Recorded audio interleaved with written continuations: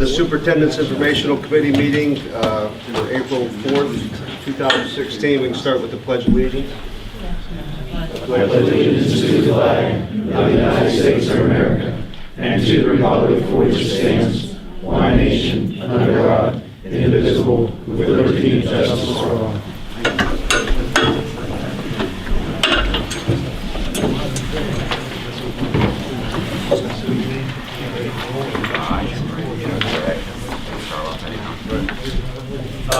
Special reports with Dr. Harris, please. All right, first we have from IU7 update, Mr. Leonard. Good evening, board and audience. I have a brief report. Basically, there's a lot of activity at the IU number 7. In addition to the governor having flatline funding for early intervention in the budget, there's a lot of other financial issues that are causing a lot of changes to transpire up there.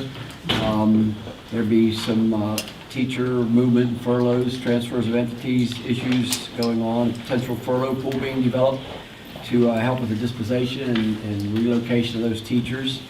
And all the districts could be feeling the impact. We're not sure about that. Otherwise, everything's moving along up there, and I think a lot of things are going in a positive direction with some new management and new changes. Well, that's all I have. All right, thank you. Career Tech, Mr. Bertuzzi is not here this evening, so we can maybe get an update next week. And that's all we have for special reports. Okay. Prior to the board meeting, we held an executive session and we discussed personnel, real estate, litigation, and disputed claims, and received information from the superintendent. We'll move right into information and give it back to Dr. Harris. Thank you, Mr. Stovall. First, I want to call up Carrie Hetrick because we have some student athletes we want to recognize. It's been a great sports season this year. We have a couple we're to recognize. Thank you, Dr. Harris. Tonight, I brought in a few people that I'd like you all to meet. First and foremost, I want to bring up my coaches, Mr. Babick and Mr. Ginther. You guys want to come up? We not only have something special for you tonight of WPIAL and PIAA wrestling and diving champions, but it's also the second time for both of these young men. Two different. Cam, Joey, come on up, guys. I'm going to let the coaches say a little something about Mr. Ginther. You want to go first? Yeah, Cam had a great year. As you know, he won the state title as a freshman 2 years ago. Last year as a sophomore, he made it to the finals again and lost a tough 1-point match in the state finals last year. Got determined, came out this year and finished his season with a perfect record of 37-0. Won every tournament we went to. Capped it off with a great state tournament with a 9-1 decision in the state finals. So he was really uncontested most of the year. He's currently ranked number 1 in the country at his weight class, and we're excited to get him for another year.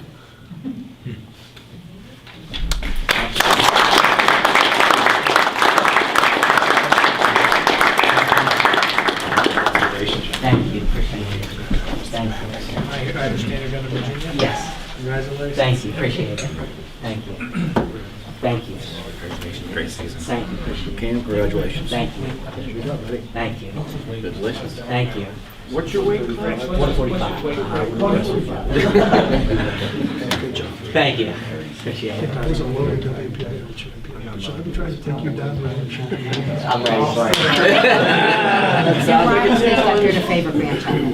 What's that? Brian tells us you're like the Oh, favorite. I hope so. I don't know if that's true or not, but I like to think so. Cam was also voted the outstanding wrestler at the WPIAL championship the week prior to the state Thank you. tournament. Appreciate it. It was a pretty great feat. Okay, and I'd like to introduce again to you Joey Ferentz. Joey is the defending WPIAL champion and defending state champion, and he was able to defend both of those championships this year, despite his having a severe medical condition just weeks before those competitions.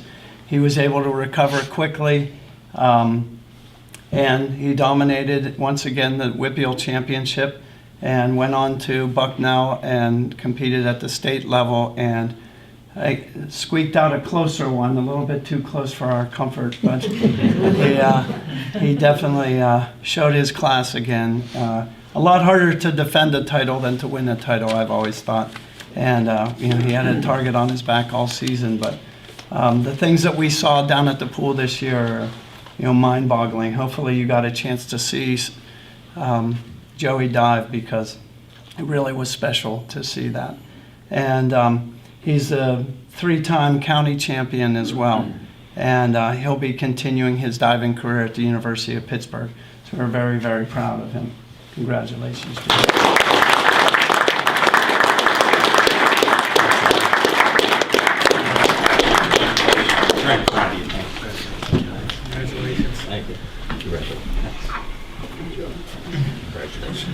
Congratulations, Joe. Good to see you, Trey. Congratulations, okay. Thank you so much. Thanks for both coaches. Carrie, while you was here, I had one more question, because I know I had it on my list of different things to do. The softball game, 3:45 on April 12th for Charlie Frosted. Well, it's a 4 o'clock start, but at 3:45 on the 12th. Actually, Mr. Scoot is going to come tomorrow and install the sign.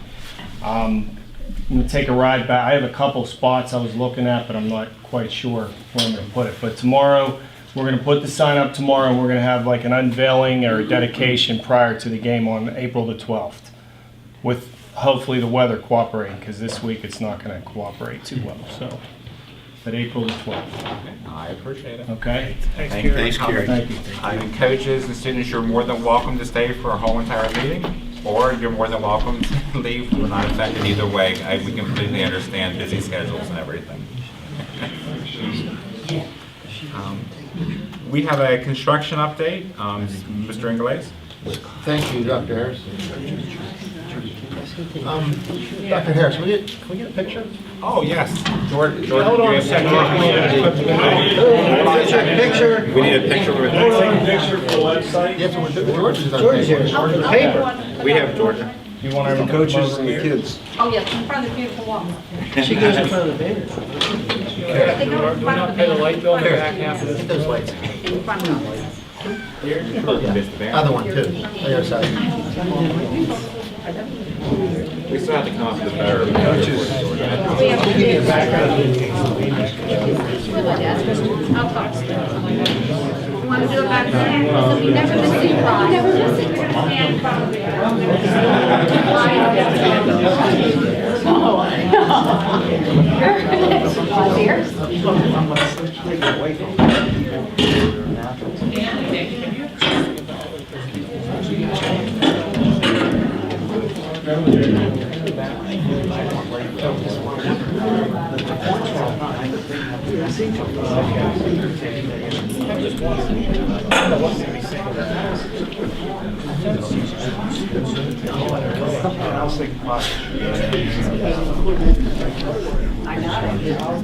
That did work out nice. I noticed how those up there.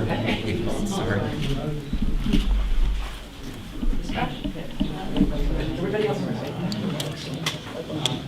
Thanks, George. Yeah, I'll send it. I appreciate it.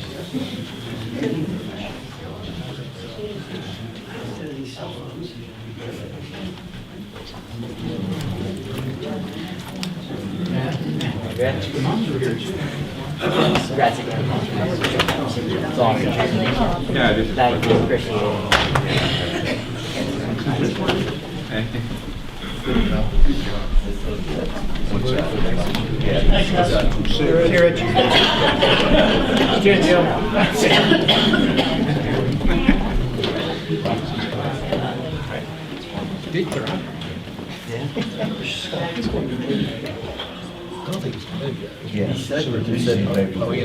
Yeah, they just asked him over here. All right, Mr. Ingles for construction. Thank you, Dr. Harris. Give the construction update. Before we start, I do want to thank Hank from Axis Architecture. Hank donated, I don't even know what you call it, Hank, the 2016 brick stone. What's that? I call it the cornerstone. Cornerstone. So he, Hank and his firm donated that. It's 2016, obviously, to show that that's whenever the project was completed. Hopefully it's completed in 2016. And so we thought it was appropriate to put it over by the annex because that's where a significant amount of work was done. We already have 2 of those years, like a 72 and a 97 is in the main entrance, so we put a 2016 over there. So thank you, Hank, appreciate that.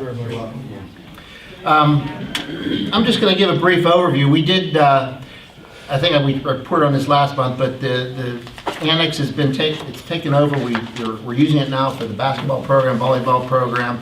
We're doing the fitness center's been used quite a bit by the phys ed teams, the athletic teams, even our staff members have been using it, so it's turning out real well.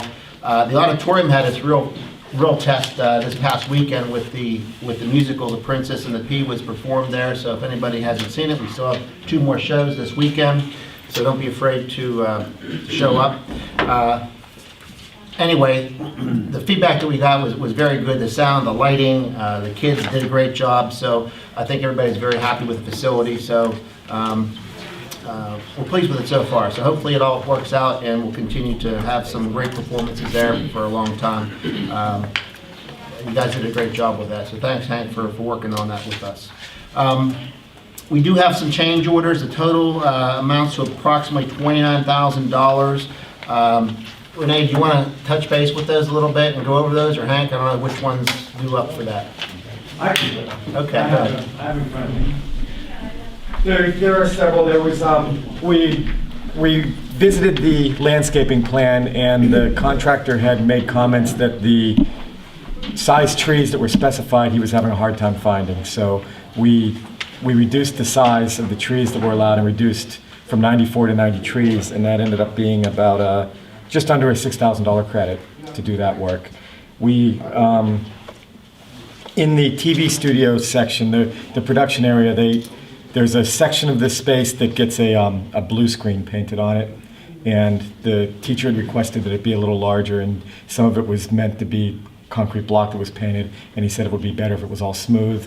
So there's about a $1,000 credit to add some drywall and finish that, to get that painted.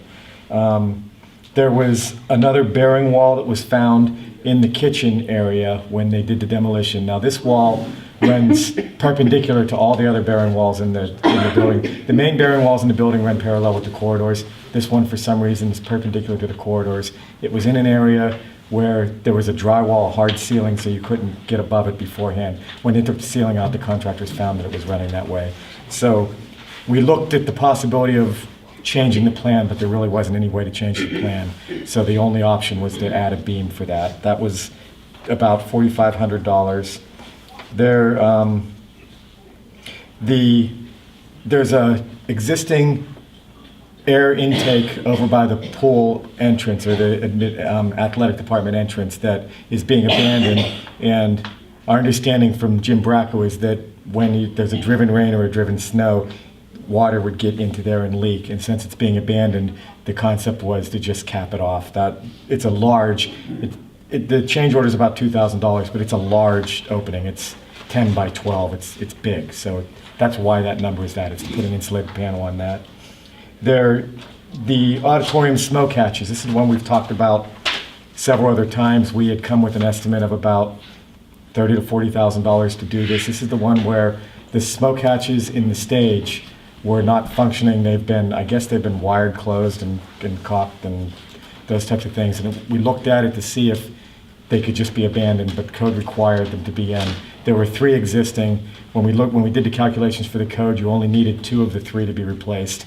So this is to replace 2 of them and cap the 3rd opening so they won't leak anymore.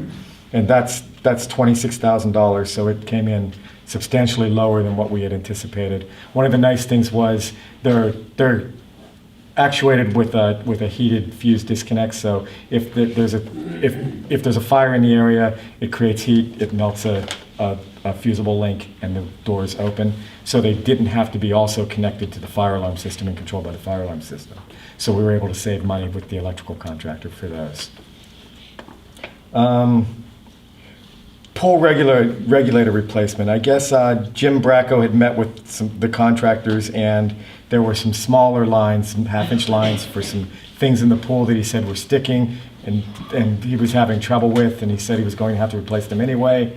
We looked at, you have to drain the pool to replace these. The pool's drained, so the thought was do it while the pool's drained. We got a price from the contractors, it's about $1,300. And those are the change orders. And can you clarify, I was thinking, I talked to the board a little bit about this in executive session about the pricing of that pool regulator. I was thinking, that's not the chlorine tank that we're... No, that's a different one that's there.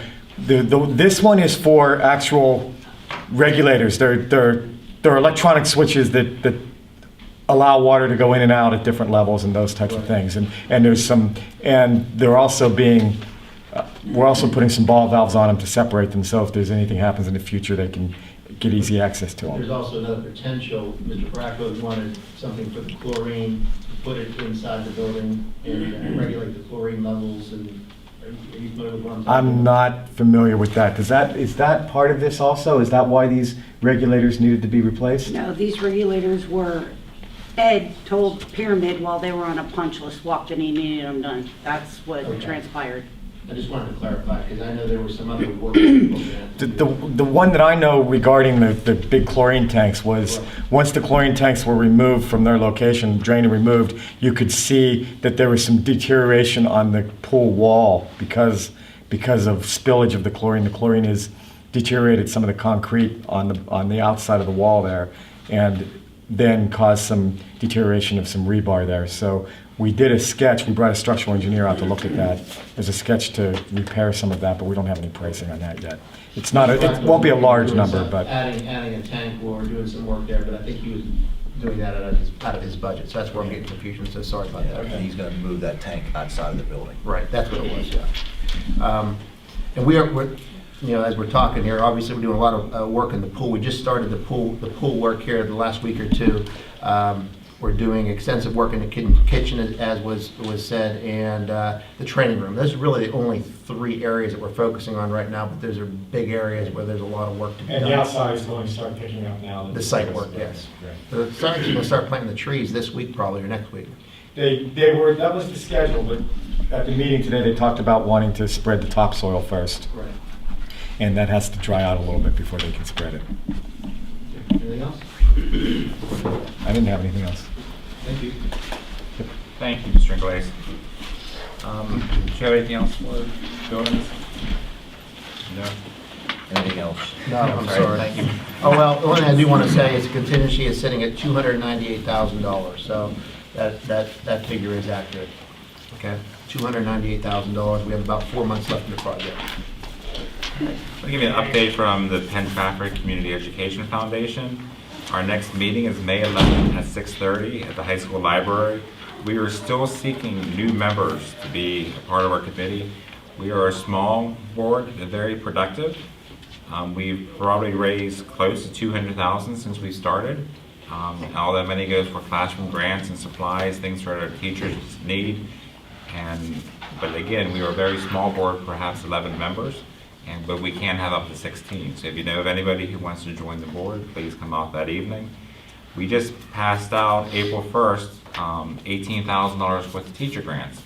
So we have about 22 teachers receive the grants in various amounts throughout the district. So we got to take those grants and pass it out to the teachers. All teachers were very happy. And it seems like for some reason we always do this on April Fool's Day. I'm not sure why we show up, but it always seems to be the case when we go to the room and they're always asking, "Oh, is this for real?" And this, yeah, it is. So, like I said, so please come join our foundation. Our latest edition of the prospectus, was sent out last week in the Penn Trafford News. They did an excellent job working with us to get the prospectus sent out to all the families. So every single person, even if you don't get a subscription, you actually received one that day, and I appreciate that, and I appreciate Georgia Boring for all her help for this process.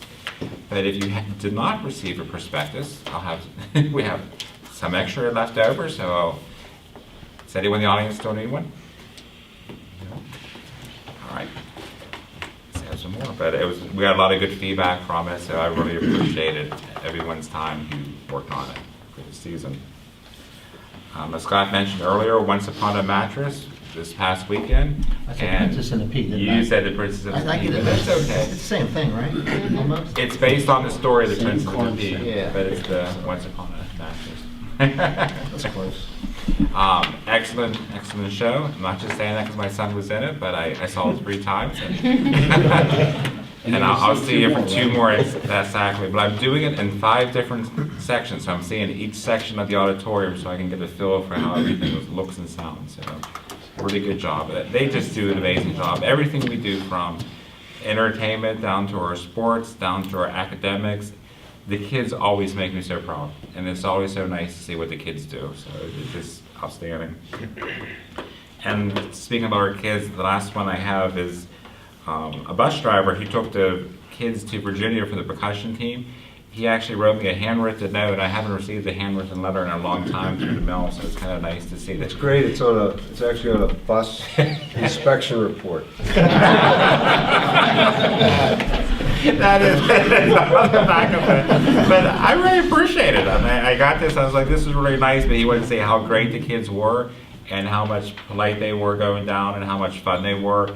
And he actually went down and saw the show, and he said he never experienced something like that before, but when he went in, he said the performance was outstanding. And remember, this is the one they did where they were like mad scientists and some aliens, and they had a sci-fi theme. They really did an excellent job with it, so it was really nice to see. It's always great to get good feedback from our kids. I think that's all I have under information. All right, next week, under athletics and extracurricular, we're going to ask you to employ personnel, approve volunteer coaches. Under budget and finance, we're going to approve expenditures related to the high school renovations according to the schedule. And these are items that Scott talked about earlier. Approve change orders, as mentioned earlier, and information. Award the WIU 7 bid as recommended by the WIU Joint Purchasing Consortium. I know Dallas kind of mentioned some things about the IU earlier during special reports.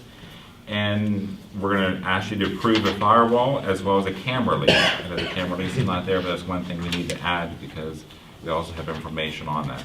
The firewall was actually, and the camera lease are both according to the budget, but due to the big ticket items and the cost, we actually have to put it on for the agenda. Under buildings, grounds, and safety, we won't have anything to report. Under employee relations, negotiations, transportation, we won't have anything to report. But under food services, the two sort of go together. First, we're going to talk about granting permission to opt out of the National School Lunch Program at the Penn Trafford High School for the 2016-2017 school year. Did anyone else have any thoughts about that or receive any information from anyone? Because I know the press covered it in the story. I've had a lot of good comments from parents saying that they was hoping that we would definitely approve it. I know the students sent us, they decided about how many kids trying to sign. I wasn't a part of that, but I knew it was a lot of seniors and especially upperclassmen that were in support of this. It was 500. I believe it was 500 or even more, so that was impressive. So we do have a lot of support for moving it out of the National School Lunch Program. And I just have one comment. We were, apparently the state read the article in the paper and sent us a notice that that constitutes a material change to our contract. So instead of us just renewing our contract with Aramark for another year, we actually have to go through the process of issuing the RFP and doing a bid. So that's why we're doing it. Not because we're dissatisfied with Aramark, but because the state put us on notice. Thanks to the paper, we were able, hey, you know what, quite honestly, it is good thanks to someone, so we can make sure we're doing everything like right and legal. And that's why we have number 2. If we do number 1, then we have to do number 2. So it kind of goes together for us if we do it correctly. How that works? That's not pretty funny, man.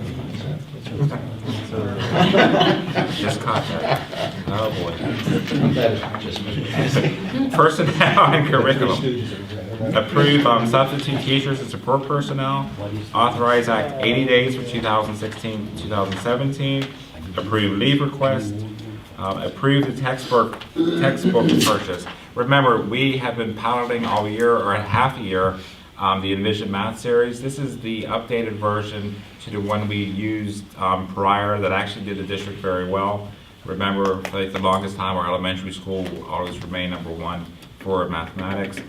When the new adoption of the new change in curriculum and state alignment, our old textbook series wasn't meeting the needs of the new standards. And we were doing a lot of different resources. Every school seemed to be sort of not really following the same methods, but basically because we were trying to find so many different resources that we were using everything we could just to meet the needs of the students. This series seemed to do the trick, seemed to do everything we wanted it to do. We were lucky enough to be able to pilot it for 3 months before we actually had to make the purchase. Most companies don't actually do that. But during the last few months we have been piloting it. It seems to be more in line with the standards and the regulations and what we want to do. So it's probably time to make the commitment. This is K-5, and this is with our textbook cycle. We do have a textbook cycle, which every year we dedicate certain amounts of money. Normally at the high school level and the middle school, we've been doing away with a lot of our textbooks because we've been buying things, incorporating new forms. But for elementary, I told you this last year when we did reading and math, we still wanted foundation, we still want a series. And we believe in that. And this series, for all the bells and whistles, is $157,871.93. But like I said, it is budgeted into our textbook cycle, and that's why you put that money away each year, so we have it. Quick question, just for information. Sure. That book laying right there, what's that one book cost, roughly? Oh, quite honestly, every grade level is a little bit different, Mr. Leonard. So the one book, I would believe $88.97. And we talked about the price This of is the books. no comment on whether the book's worth anything or not. It's just a comment on what this stuff costs, this paper stuff costs, and the other types of technologies are available. It helps put it in perspective when we're making decisions. Some of our hardback books and textbooks, especially for the high school, it could easily go from $120 to $144. I've seen numbers well over $100 for one single paper. And as the kids go to college, you're going to find out that that's probably half of the price of one of your And textbooks. I've written that you're checks gonna- for numbers far higher. You're going to have. So it is a good series, a lot of good input, a lot of good teachers who counted it, and I do appreciate all their time. And then we're also going to ask you to deploy personnel. Under Policy, Public Relations, Legislative, Title II, we're going to ask you to accept and follow the Information Committee meeting minutes on March 7, 2016. Taxes and census, insurance census, we don't have anything to report. And at this time, we don't have any recognition of visitors. Nobody there? There's no one there, so you don't have to read the statement. So I guess that's it. We're going to move for adjournment. Trent, are you supposed to speak on this You one wanna or speak next tonight? time? I'm Oh, sorry. it doesn't matter. But did we agree, because I know Mrs. Oliver, we've been going back and forth to decide which meeting he was coming to. He didn't I have plan to. on coming to both meetings. I don't care which one I speak at. Okay. It was. I think Maybe it you makes could sense speak if I- at both, Trent. I'm sorry? Speak at both, right? I think it would make more sense for me to speak in an information meeting, though, wouldn't it? Yes. This is, yeah, we're not voting. The only thing I have to report, we're winding down. We actually got a thank you letter from one of the seniors that came to the senior citizen prom. I'm just gonna read it real fast, it's pretty quick. It says, "Dear senior citizen prom staff and entertainment, the phrase is simple and the words are few, but behind them is a whole lot of appreciation. We can't thank you all enough for a delightful afternoon of great entertainment and dancing. This was our second senior citizen prom and hope to return next year. God bless all of you, Jim and Maribeth Brecht." So they had a lot of fun. I'm sure this is a reflection of what the other senior citizens were thinking. But the next thing we have is elections for next year. We're done for the year, and we're gearing down. So that's it for me. Are you a senior? No, I'm a junior, so I still have another year. All right. Well, thank you so much. I Luck really to you. appreciate you. I'm glad you come to both meetings. All right, how about now? Now it's great. Move to adjournment. Motion. Second. Meeting adjourned at 7:35. Marty, you got a new job, buddy.